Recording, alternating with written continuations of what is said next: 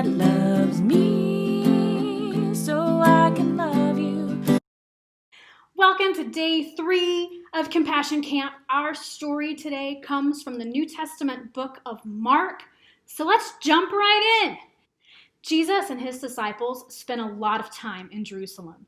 And one day they were in the temple. That's a place where people go to learn about and worship God. Jesus was teaching and telling stories, and a lot of people were listening eagerly, but there were a lot of other people who had questions. The temple leaders and elders were unsure of Jesus, so they asked him, "Who gave you the power to do and say these things?"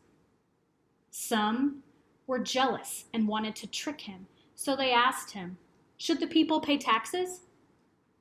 And some were worried, so they asked him, "What happens in the resurrection and the afterlife?" But one temple leader was curious, and he saw that Jesus was wise and kind. He asked him, "Which of God's commandments is the most important?" Jesus answered him by saying, "The first you all know. Hear, O Israel, the Lord our God, the Lord is one.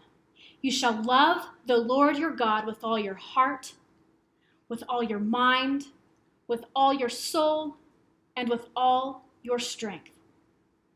Before the temple leader could ask him more questions, Jesus continued and said, "The second is this: you shall love your neighbor as yourself." These two are the most important of God's commandments. The temple leaders who questioned Jesus were concerned with a lot of things.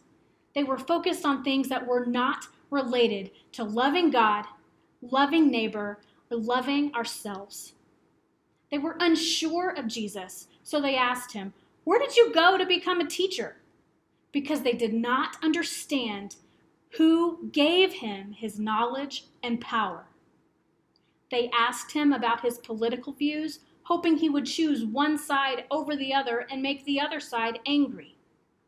They asked him complicated questions, hoping he wouldn't have an answer, so that people would not trust him and would stop following him. Jesus teaches us one of the greatest things we can do is to love ourselves. Having compassion for ourselves means being kind and gentle to our hearts, to our minds, and to our bodies. When we are able to show compassion to ourselves, we can see just a glimpse of the way that God views and loves us. Once we can see ourselves the way God sees us, then we can see other people the way God sees them. Take this time today to think about how you can show yourself compassion so you can start to see or see more deeply how God loves you.